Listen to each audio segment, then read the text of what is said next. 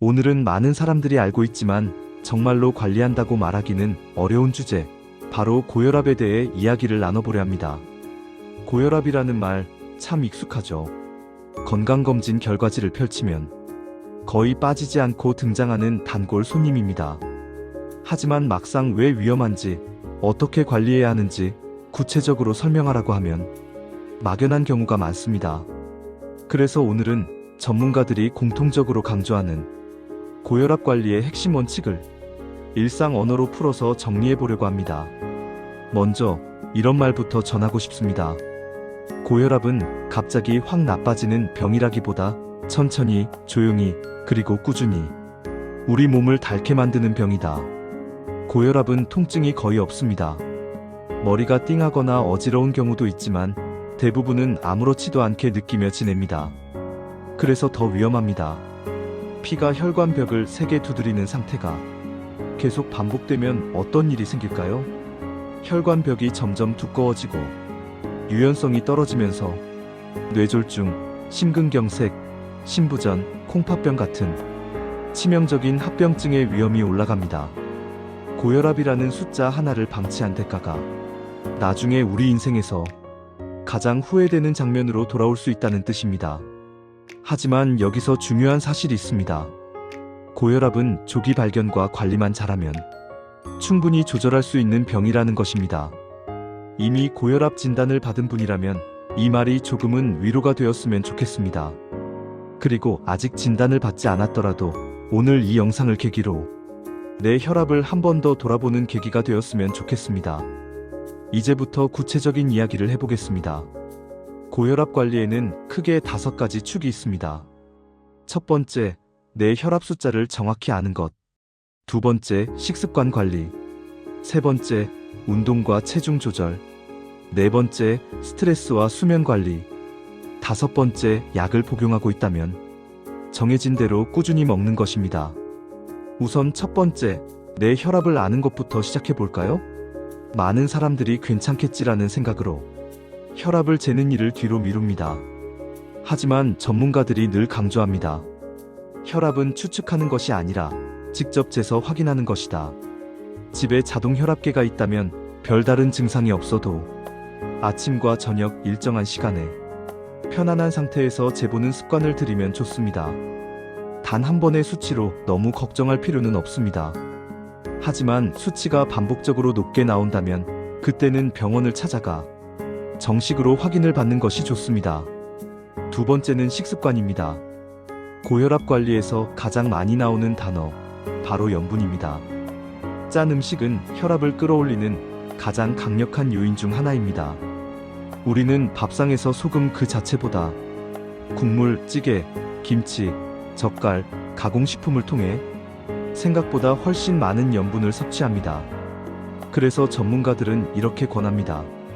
국물은 최대한 적게, 면 요리는 국물은 남기고 건더기 위주로, 김치는 양을 줄이고 대신 생야채나 샐러드로 일부를 대체하기. 처음에는 싱겁게 먹는 것이 힘들 수 있습니다.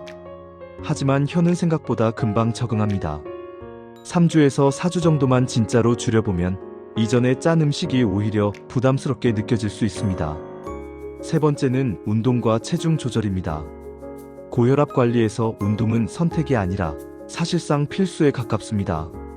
무리한 운동이 아니라 숨이 조금 차지만 옆 사람과 대화는 가능한 정도의 운동.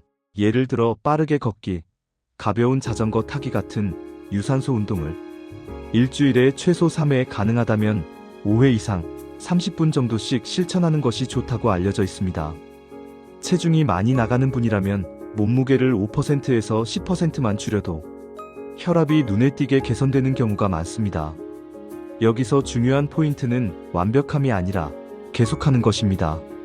일주일 동안 열심히 하다가 그 다음 2달 동안 아무것도 하지 않는 것보다 매일 10분이라도 꾸준히 이어가는 것이 훨씬 더 큰 효과를 줍니다. 네 번째는 스트레스와 수면입니다.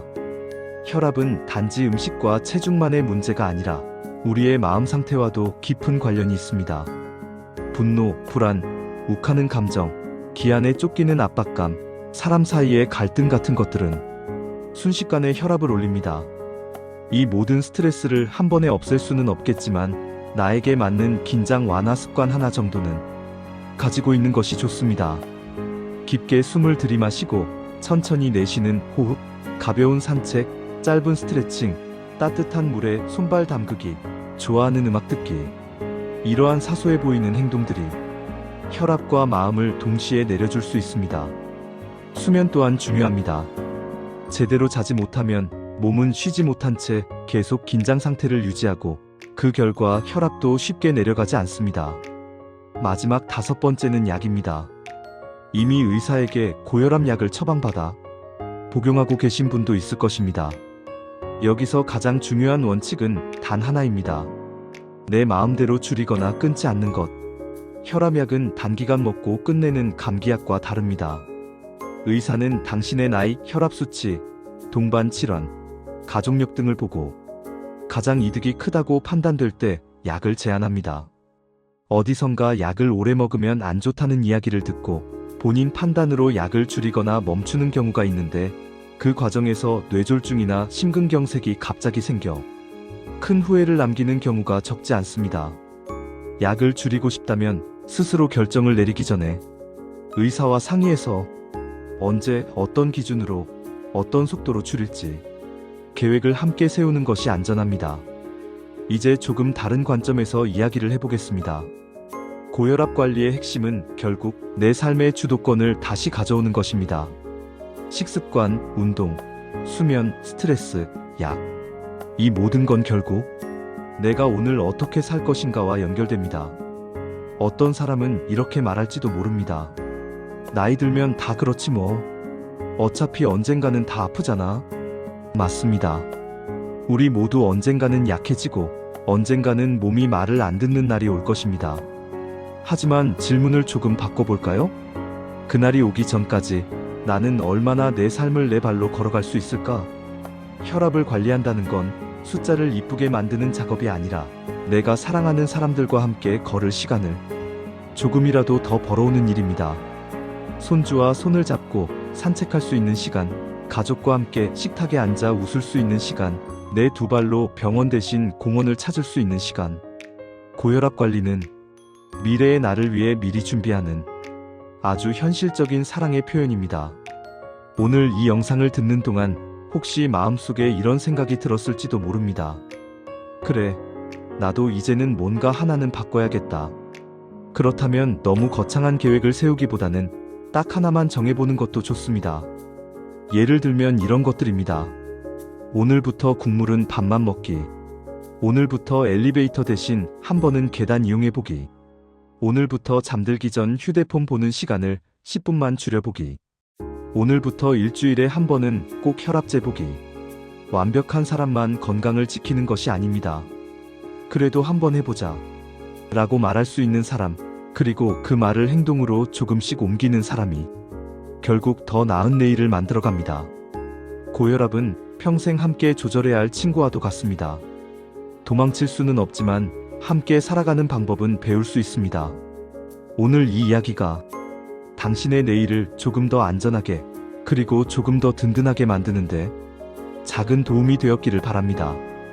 그리고 무엇보다 당신은 혼자가 아니라는 사실을 꼭 기억해 주셨으면 합니다. 오늘의 내용이 당신의 건강과 하루에 작은 도움이 되었길 바랍니다. 앞으로도 유익한 이야기로 함께하겠습니다. 구독과 좋아요는 큰 힘이 됩니다. 당신의 내일을 응원합니다.